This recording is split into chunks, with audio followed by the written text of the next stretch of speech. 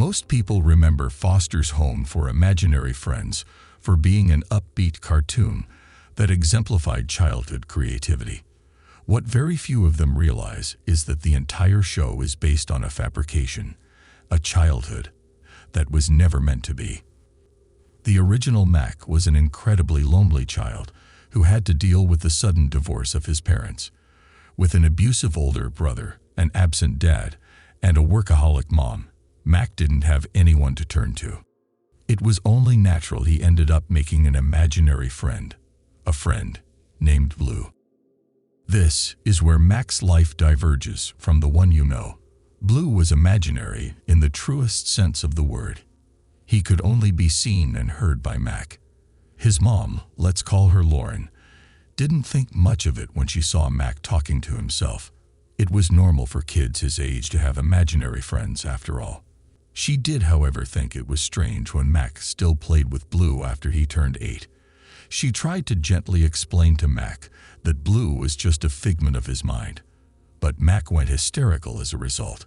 He swore up and down that Bloo was a real person who was always by his side, and even cried when his mom wouldn't believe him. She had to eventually drop the subject. Lauren resigned herself to the fact that Mac was possibly developing slower than other children, and that bringing up the subject would only bring unnecessary stress. She told herself that Mac would grow out of this phase within due time. That was until the incidents started happening.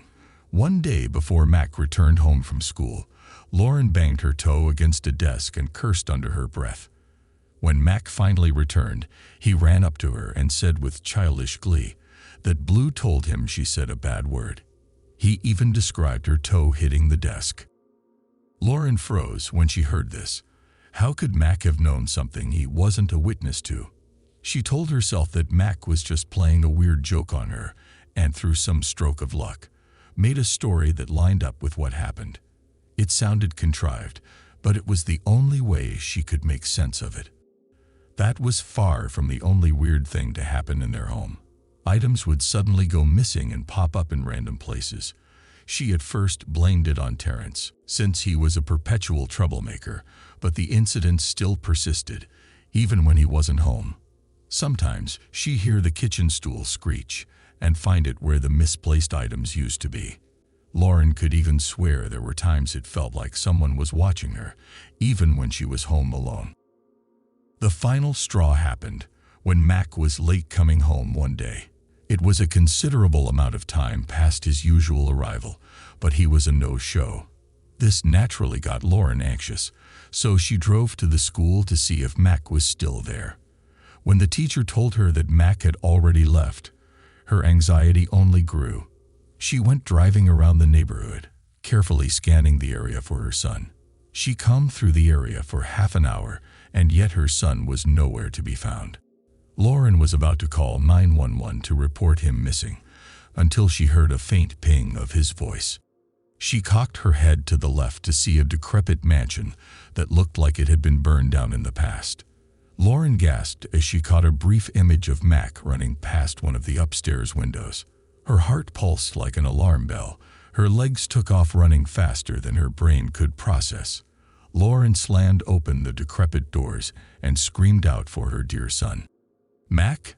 Mac, please come out." The words came out more like a cough, due to the heavy layer of dust in the air. Lauren wondered why in the hell would Mac be in a dreary place like this of all locations. She stomped up the rotting stairs and took off in the direction she saw Mac.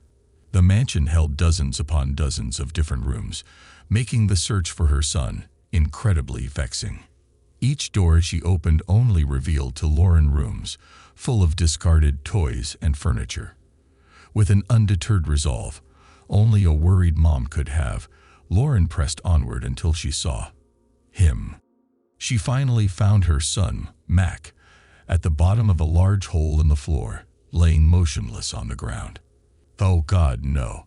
Mac!" Lauren screamed with so much intensity, she was sure the entire neighborhood heard her. Dialing for an ambulance in one hand, she marched back down to the first floor to save Mac. Mac awoke a few hours later at the hospital, much to the relief of Lauren, who had been crying nonstop since his fall. The doctor said that his injuries weren't too serious and would heal up within 2 weeks. When asked why he was there in the first place, Mac said he was playing with Bloo and all the other imaginary friends. It was then that Lauren realized her son wasn't just mentally delayed. There was something fundamentally wrong with him. She wanted to scream at Mac that he could have lost his life over a stupid game of pretend, but the head doctor held her back. He was well familiar with cases like this and knew of an institute that could give Mac the help he desperately needed. Lauren was recommended to go to Madame Foster's home for wayward children. It was a mental health facility specially designed to deal with kids who had Mac's unique condition. With no other options, Lauren scheduled a visit there as soon as Mac was fully healed. Lauren was greeted by a red-headed nurse when she admitted Mac in. Her name was Frankie, and she was the granddaughter of the facility's founder. She got along well with Mac, helping him adjust to his new surroundings and performing mental health exercises. Lauren was astonished at how normal Mac was around Frankie. He didn't talk about Bloo as often and seemed more grounded in reality. Frankie explained to her that Mac suffered from tulpa syndrome. It was a common disorder among children who come from troubled homes. They would create imaginary friends to help deal with their stress and form intense bonds with them. What made these friends unique was that they were metaphysical beings, meaning that they could have a tangible effect on the world, even though they could only be seen by children with the disease. A child's imagination is incredibly powerful, and their tulpa is no different. It's been noted that tulpas have their own free will and have a tendency to get violent if they feel their owner is in danger. Within Madame Foster's facility, the children could slowly move past their trauma and become less dependent on their imaginary friends, weakening their power until they reverted back to nothing. It was too much for Lauren to even begin to comprehend. Her son had somehow spawned an otherworldly creature into existence through imagination alone. She wanted to laugh in Frankie's face, but her mind wandered back to all those strange events that happened at home. She never could explain why items would go missing and how Mac somehow had knowledge of what she did while home alone. And then there was the matter of the abandoned mansion. She asked Frankie what about the mansion drew Mac to it, and her answer made Lauren's blood chill. The mansion used to belong to a wealthy family of many children. The family would often invite other kids to play in their mansion and host several parties throughout the year. All that fun would come to an end when a flame broke out, tragically ending the lives of almost everyone inside. There was one survivor, a girl whose name was withheld from the media due to her age. She told reporters that her imaginary friend felt like she abandoned it for her human friends, so she set the place ablaze to get her attention. Ever since then, that mansion has been a hotspot of children with tulpa syndrome.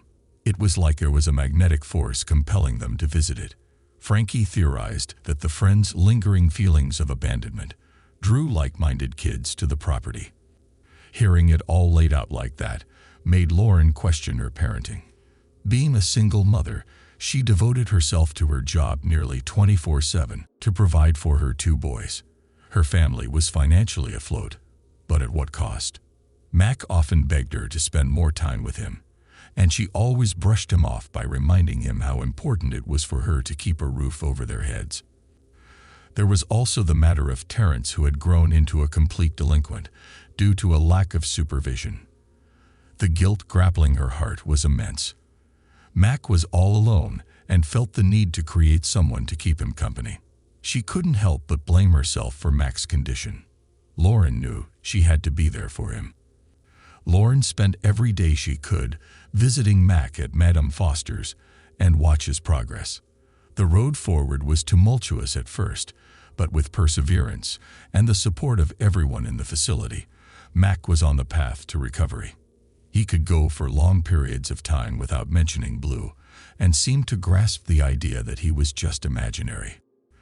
Lauren eagerly awaited the day he could return to a normal life. One day, as she was making her way outside, Lauren felt something trip her and sent her plummeting to the ground. She rubbed her head groggily and picked up a piece of paper placed by her feet. What it read made her heart sink. Mac doesn't belong to you. Stop trying to take him away from me before you end up like the others.